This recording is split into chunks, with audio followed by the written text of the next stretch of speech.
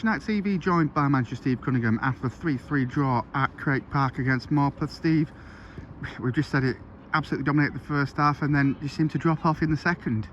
Yeah, really frustrated, Matt.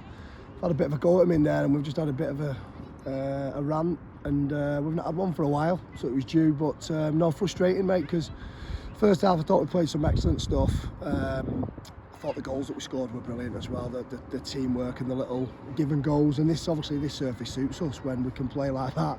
So I'm going to tell my chairman that we want one of these. And but yeah, we played really well first half. I thought, to be fair to Morpeth, they actually played some good stuff as well and stayed in the game. I just thought we were probably the one that shared it with the chances, with good chances, and Warren Clark, Jake Charles, Hardy.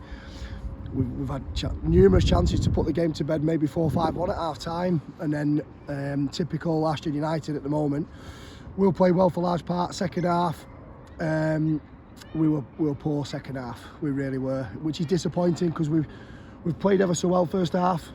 Second half, we just weren't the races, and I don't think it's a change of attitude where they think they've won the game, because they're not that kind of group. But we just weren't doing the things that we were doing well in the first half, and then Morpeth did what they did.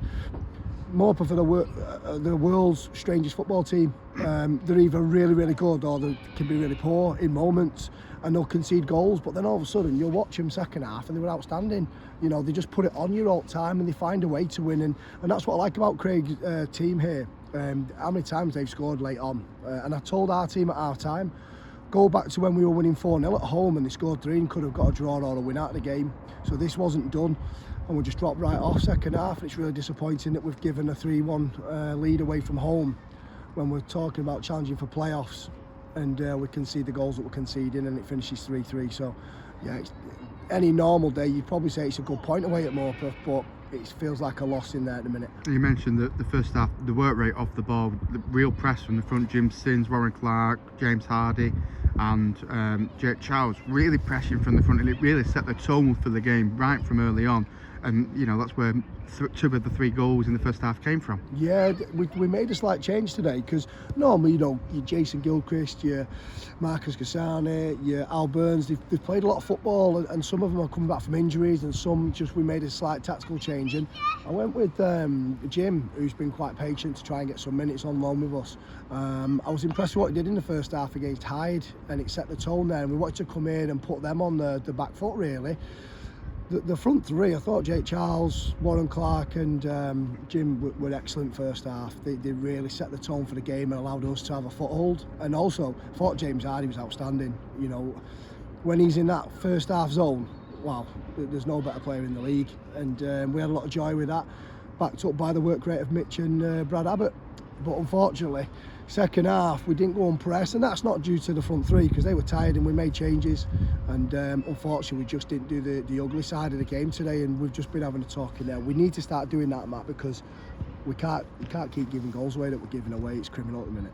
And obviously back at Earls Cross on Saturday, Atherton the visitors, first time back at home since in 3 weeks due to this postponed games. How hard has it been having 2 weeks without a game? I enjoyed it Saturday because we had a beer.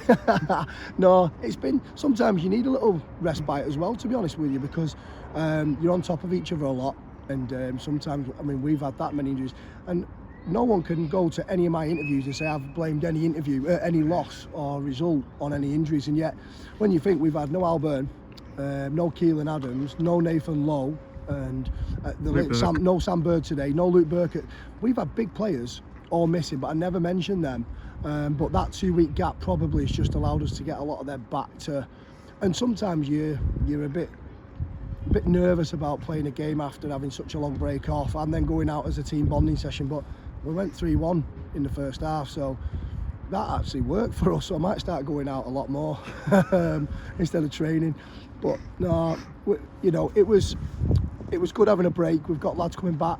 We've been able to get out on the grass today, AstroTurf, put in a good performance for large parts, and then we go into the game against Atherton where we need a win now. We really need to win the game. It's a must-win game because we've got games in hand on the teams above us, but we need to start putting points on the board in terms of the 3 column, because we're drawing far too many games, and that'll ultimately cost us come the end of the season if we want to be in them playoffs.